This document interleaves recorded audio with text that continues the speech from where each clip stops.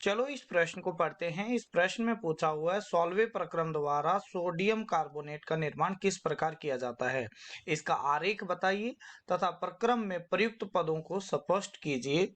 Sodium carbonate पर ऊष्मा का क्या प्रभाव पड़ता है, ये भी आपको बताना है। तो चलो सबसे पहले हम इस प्रश्न की मुख्य अवधारणा को सीख लेते हैं। मुख्य अवधारणा, तो मुख्य अवधारणा के अंदर हमारे को हमने पढ़ना है इसके अंदर सॉल्वे प्रक्रम। तो यहाँ पर आता है सॉल्वे प्रक्रम। तो सॉल्वे प्रक्रम के अंदर होता क्या है, इसको हमें अमोनियम सोडा प्रोसेस भी बोलते हैं। इसे हम अमोनिया सोडा प्रक्रम के नाम से भी जानते हैं। ठीक है, तो ये एक ही नाम है आपके पास में। अब यहाँ पर अगर देखा जाए कि क्या होता है, तो सबसे पहले हम क्या करते हैं,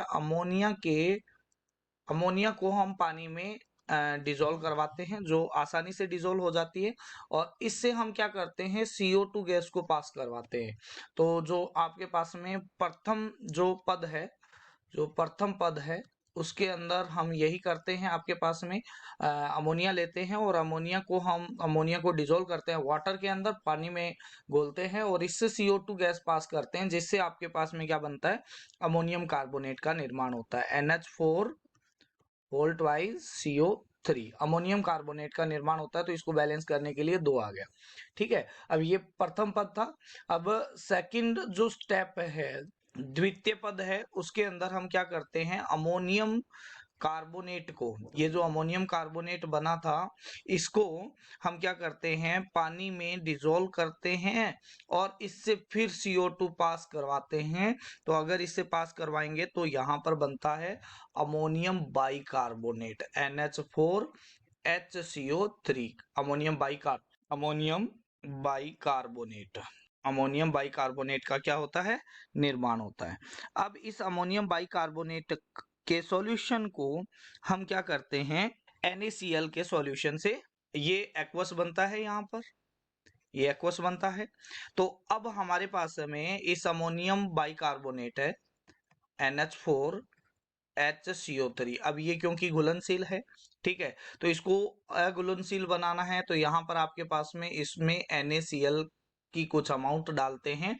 तो ये क्या बन जाता है, ये बन जाता है सोडियम बाइकार्बोनेट में कन्वर्ट हो जाता है, NaHCO3 हो जाता है और साथ में बन जाता है NH4Cl का निर्माण हो जाता है। अब इसका उपयोग वापस से हम अमोनिया बनाने में कर लेते हैं। अमोनिया होता है NH3। अगर हम बात करते हैं यहाँ पर जो सोडियम बाइकार्बोनेट है, सोडियम बाइकार्बोनेट को हीट करते हैं, सोडियम बाइकार्बोनेट को हीट करते हैं, CO3 को हीट करते हैं। तो इसको अगर हीट किया जाता है, हाई टेम्परेचर पर इसको हीट किया जाता है, तो ये कन्वर्ट हो जाता है Na2CO3 के अंदर, सोडियम कार्बोनेट के अंदर कन्वर्ट हो जाता है। तो ये बन गया आपके पास में सोडियम कार्बोनेट। कार्बोनेट का क्या हो गया, निर्माण हो गया है। और साथ में यहाँ से क्या हो जाता है, CO2 गैस निकलती है और साथ में H2O भी आपके पास में निकलता है। इस CO2 का जो उपयोग है, इस CO2 का उपयोग है वो हम वापस से कर लेते हैं, जो यहाँ पर आपके पास में जैसे CO2 पास करवाने में किया गया है। ठीक है, अब आगे की तरफ बढ़ते हैं।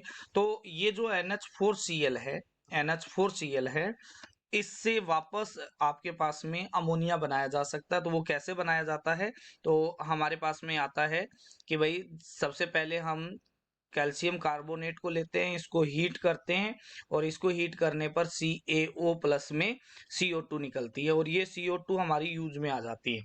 अब ये जो बनने वाला CaO है, इसको हम क्या करवाते हैं, यहाँ पर इसको क्विक लाइम बोलते हैं, इसको बोलते हैं क्विक लाइम भुजा हुआ चूना।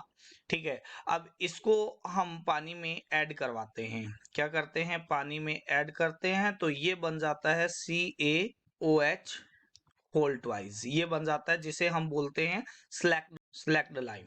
अब ये जो स्लैक्ड लाइम है, इसका उपयोग स्लैक्ड लाइम है, इसका उपयोग हम NH4Cl से रिएक्शन करवाने में करवाते हैं। तो यहाँ पर NH4Cl, इसकी रिएक्शन CaOH होल ट्वाइस से करवाई जाती है।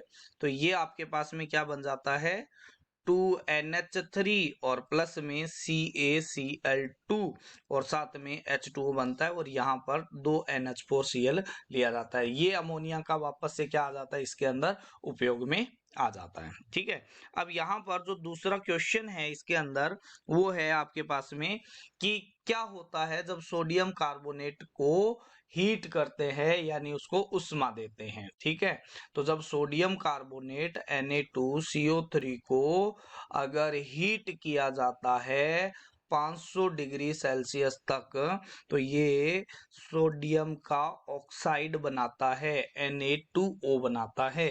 ठीक है, और साथ में आपके पास में CO2 गैस होती है, वो क्या हो जाती है, यहाँ से बाहर। ठीक है, तो ये आपके पास में हीटिंग इफेक्ट हो गया, इसका उष्मा का प्रभाव हो गया। आशा करते हैं मुख्य अवधारणा के आधार पर आपको इस प्रश्न का उत्तर समझ में